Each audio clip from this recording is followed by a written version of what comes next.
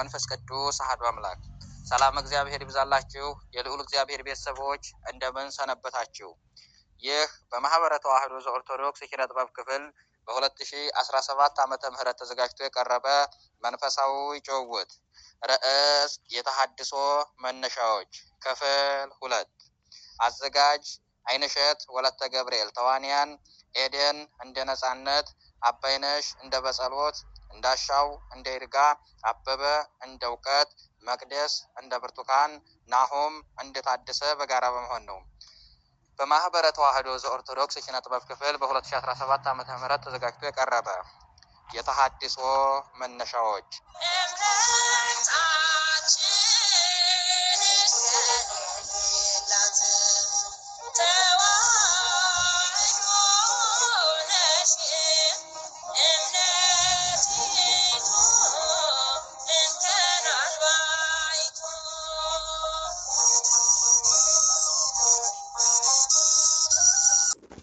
ይኸውልሽ ነፂ፣ እንደዚህ ጥድፍ ማለቱን ታይና ረጋ ብለሽ ለማዳመጥ ሞክሪ።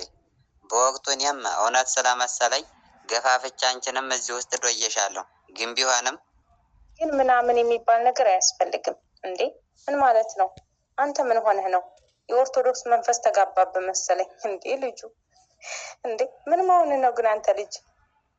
ፍጹም አምላክ የሆነ ፍጹም ሰው ሆነ ብላ ቤተ ክርስቲያን በሙሉ አንደበቷ የምትመሰክርለት ኢየሱስ ክርስቶስ ከትንሣኤ በኋላ ፍጹም አምላክ እንጂ ፍጹም ሰው ሊባል አይገባም የሚል ሀሳብ ሲነገር ሰማሁ። ክርስቶስ ደግሞ ፍጹም ሰው ፍጹም አምላክ አይደል እንዴ? ይህ እንዴት ነው ብዬ አንድ አባት ጠየቁ። እነርሱም በደንብ አስረዱኝና ትክክለኛው አስተምሮ ኦርቶዶክስ ውስጥ አለ። ነፂ ልብሽን አዳምጪ። አውቃለሁ ግን አረ ግን ይሄ ልጅ ዛሬ አብዶ ሊያሳብደኝ ነው እንዴ? እንዴ ይርጋ፣ ቆይ ግን ምን እያልከኝ ነው? ምንም እየገባኝ አይደለም የምትለው ነገር። ለመሆኑ እኔ ያለሁበት እውነተኛ መንገድ ነው። በቃ ተስማምቶኛል፣ ተመችቶኛል። እንዴ በቃ ተወኝ። ለማንኛውም ሰው ውሎውን ይመስላል ይባላል። ይኸው በአንተ አየሁት። ይኸው አንተም ከማይሆን ሰው ጋር ውለህ መሰለኝ እንደዚህ አይነት ተብላሽቶ የመጣው። አስብ እንጂ ምን ነክቶሃል?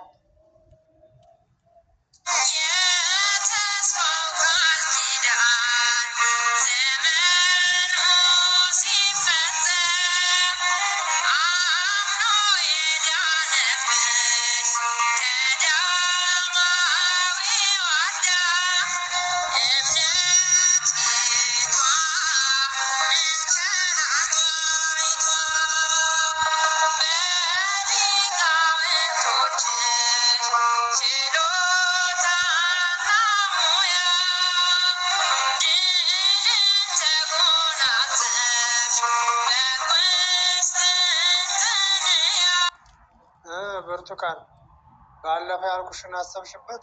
ምን ወሰንሽ? መቼም እንደምትስማሚ እርግጠኛ ነኝ። ታዲያ የሰውን ከማየታችን በፊት የራሳችንን ልናይ ይገባል። ምክንያቱም ይሄን ያደረገው እግዚአብሔር ስለወደደን ነው። ስለዚህ ይችን እንዴት ትልቅ ነገር አይተናት አይምሯችን ውስጥ ጥርጣሬ ባናስገባ ጥሩ ነው። አሁንስ እኔ እናቴ እንደወልድላት ትፈልጋለች። እኔም ዘር መተካት እፈልጋለሁ።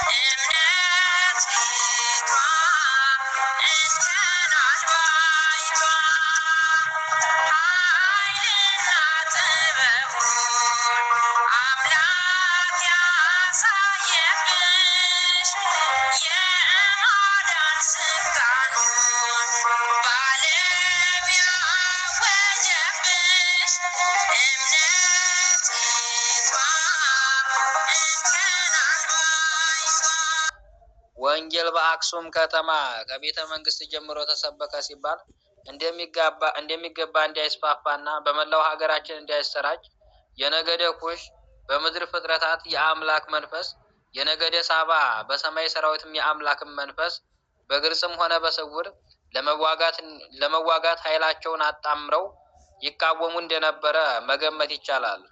ሆህተ ብርሃን መጋቢት 2002 ገጽ 7።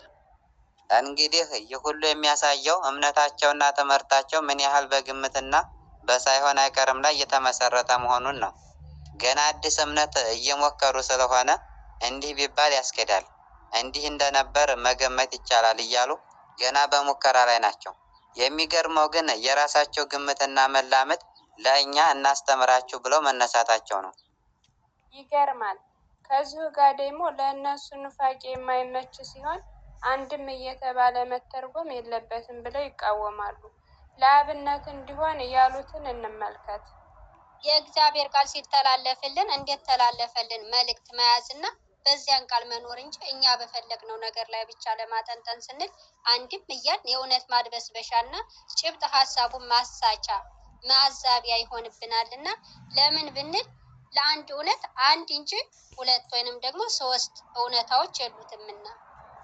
መቅደስ የገቡ መናፍቃን አሁንም ተቃውሟቸውን በማጠናከር ይህንንም ትርጓሜ እንዲህ ብለዋል።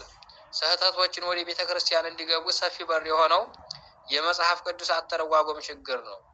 በቤተ ክርስቲያን የሚታወቀው አንድምታ የተሰኘው የትርጓሜ ስልት እውነትን አፍኖ ስህተትን በማራመድ ረገድ ብዙ ረድቷል።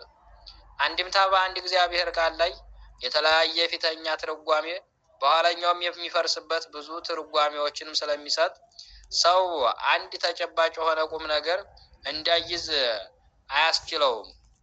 በዮሐንስ ወንጌል ምዕራፍ 1 ቁጥር 49 ላይ ጌታ ኢየሱስ ክርስቶስ ለናትናኤል ፊልጶስ ሳይጠራ ከበለስ በታች ሳለህ አየሁ ብሎ የተናገረው ግልጽ የሆነ ቃል በባለ አንድምታዎች ዘንድ ሌላ ድብቅ ምስጢር እንዳለው ተቆጥሮ 6 አይነት አንድምታዊ ትርጓሜዎች መሰጠታቸው በምሳሌነት እናያቸው። 6ቱም ተዘርዝረዋል።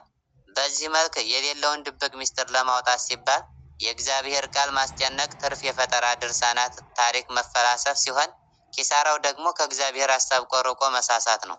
የተደበቀ መክሌት ገጽ 95 ቁጥር 96።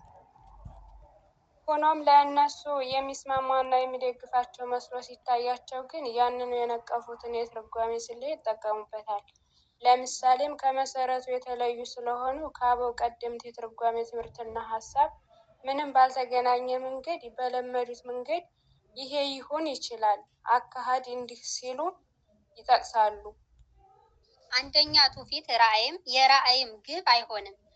ጠቢባኑ ሰብአ ሰገል ከምስራቅ ወደ ኢየሩሳሌም መጡ። ማንነታቸው በግልጽ ባይነገርም የመሲህን መገለጥ ሲጠባበቁና ሲናፍቁ ከቆዩት ወገኖች መካከል መሆናቸው አያጠይቅም።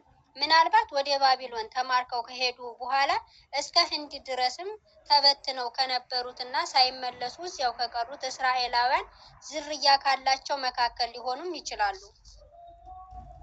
ወይም ከልዩ ልዩ ሀገር ወደ ባቢሎን ተማርከው የባቢሎናውያን ጥበብ ከእነ ዳንኤል ጋር ከተማሩ በኋላ በዳንኤል ስር የተመደቡት ጠቢባንም ዝርያዎች ሊሆኑ ይችላሉ። ጭራ ቁጥር 11 ገጽ 5። አሁንም ለእነርሱ አካሄድ የሚደገፋቸው ሲመስላቸው ያንን የእውነት ማድበስበሻዎችንና ጭብጥ ሀሳብን ማሳቻ ያሉትን አንድምታ ለራሳቸው ይጠቅሱታል። ለአብነት ይህን እንመልከት። ይህን የዮሐንስ ወንጌል ምዕራፍ 2ን የጥንቶቹ አይናማ የሆኑ የኦርቶዶክሳዊ ሊቃውንት ክፍሉን ለምልጃ አይጠቅሱትም።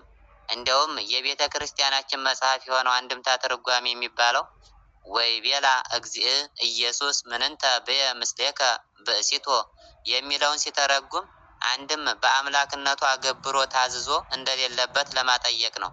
አንድም ውሃውን ጠጅ አድርጌ የሚያጠጣቸው በእኔ ፈቃድ ነው እንጂ በአንቺ ትእዛዝ ነውን አላት ይላል።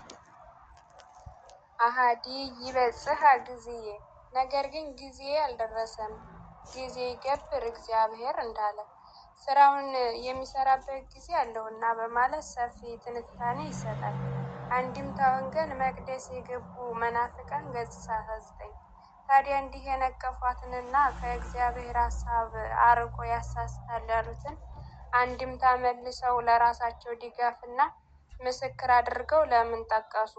ለእነሱ የሚደግፍና የሚመች ሲመስላቸው የነቀፉትን ነገር ይጠቀሙበታል። ይገርማል በእውነቱ። ለራሳቸው ሲሆን አንድምታ ይፈቀዳል፣ ለሌላ ሲሆን ግን አይፈቀድም።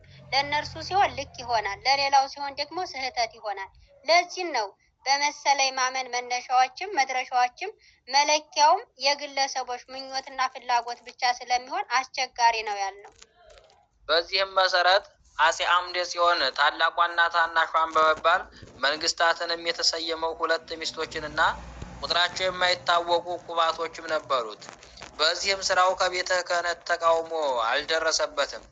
ምናልባት ለሁለቱም ነገስታት ስርዓተ ንግስናን ፈጻሚው ቤተ ክህነት ልትሆንም እንደምትችል ማሰብ የሚከለክል አንዳችም ነገር የለም። ጭራ ቁጥር 15 ገጽ 26። በአጼ አምደ ጽዮን ታሪክ ዙሪያ በነበረው ነገር ቤተ ክርስቲያንን ለመውረስና ለመክሰስ ሲሉ ብቻ ባልተረጋገጠ መላምት ምናልባትም ለሁለቱም ነገስታት ስርዓተ ንግስ ፈጻሚዋ ቤተ ክህነት ልትሆን እንደምትችል ማሰብን የሚከለክል አንዳችም ነገር የለም አሉ። የሃይማኖት ሰው ነኝ የሚል ይቅርና በዚህ ዓለም ሕግ እንኳን አንድ ሰው በማስረጃ ኃይል ነገሩን አስረድቶ በዳኛ ሳያስፈርዱ ወንጀለኛ ነው ማለት አግባብ አይደለም። ተሐድሶዎች ግን ላሉት ነገር አንዳች ማስረጃ ሳያቀርቡ ገና ለገና እነሱ የጠሏትን ቤተ ክርስቲያን የንጉሥ ስህተት ተናጋሪ ሳትሆን አትቀርም ብለው ከማሰብ ማንም አይከለክለንም ይላሉ። አዎ አእምሮ ለሌለው ሰው ምንም ነገር ከማሰብ የሚከለክለው ነገር የለም። ድሮስ ቢሆን ለዋሽ ላለ ሰው ምን ድንበር አለውና፣ አእምሮ ላለው ሰው ግን ያለ በቂ ማስረጃ እንኳን ቤተ ክርስቲያን ያውም ከብዙ ዓመታት በፊት በሆነ ታሪክ ዙሪያ ላይ ያለ ነገር ይቅርና አንድ ግለሰብ በቅርብ ጊዜ የተፈጸመ ጉዳይን በተመለከተ እንኳን በቂ ማስረጃ በሌለበት ባሉባልታ በወንጀለኝነት መፍረድ እጅጉን ይከብደዋል። ስለ እምነት እንቆረቆራለን ባዮቹ ተሐድሶች እምነት የሚያስረዱበት መንገድና ሁኔታ እንዲህ ያለ ነው። ይመስላል፣ ሊሆን ይችላል፣ ይሆናል፣ መገመት ይቻላል፣ ያስኬዳል፣ ወዘተ በሚሉ ሀሳቦች ላይ የተመሰረተ ነው። ሃይማኖት ግን ባለቤቱ ጌታችን መድኃኒታችን ኢየሱስ ክርስቶስ እንዳለው ነገር ግን ቃላችሁ አዎ ከሆነ አዎ ወይንም አይደለም ከሆነ አይደለም ይሁን፣ ከነዚህም የወጣ ከክፉ ነው ባለው መሰረት እውነቱን እውነት ሐሰቱን ሐሰት ማለት እንጂ ከዚያን ወጥቶ ይመስላል፣ ሊሆን ይችላል፣ ያስኬዳል ወዘተ እያሉ መቀባጠር ምናልባትም ሰብአዊ አስተሳሰቦች እና ለምድራዊ ርዕዮች ካልሆነ በስተቀር ለክርስትና ቦታም አግባብነትም የለውም። የቅዱስ ማቴዎስ ወንጌል ምዕራፍ 5 ከቁጥር 37።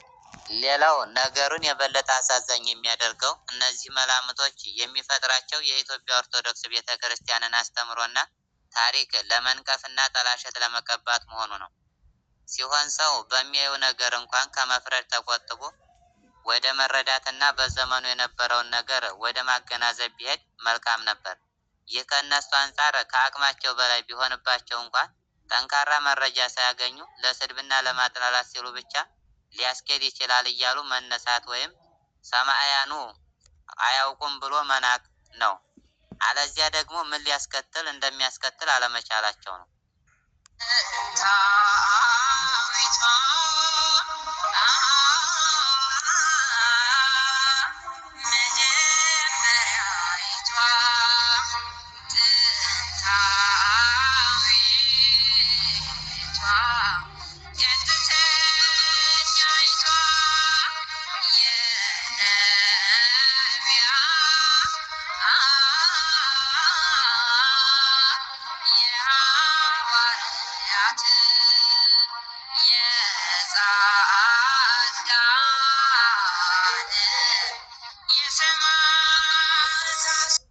የተወደዳችሁ የመርሃ ግብራችን ተከታታዮች እስካሁን ስትከታተሉት የነበረው በማህበረ ተዋህዶ ዘኦርቶዶክስ ኪነ ጥበብ ክፍል በ2017 ዓ.ም ተዘጋጅቶ የቀረበ መንፈሳዊ ጭውውት የተሐድሶ መነሻዎች ክፍል 2 ይህንን ይመስል ነበር። ከዝግጅቱ ፍጻሜ ድረስ ስለተከታተላችሁን በልዑል እግዚአብሔር ስም እናመሰግናለን። ወስብሐት ለእግዚአብሔር ልዑል ወለወላዲቱ ድንግል ማርያም ወለመስቀሉ ክቡር አሜን። ይቆየን።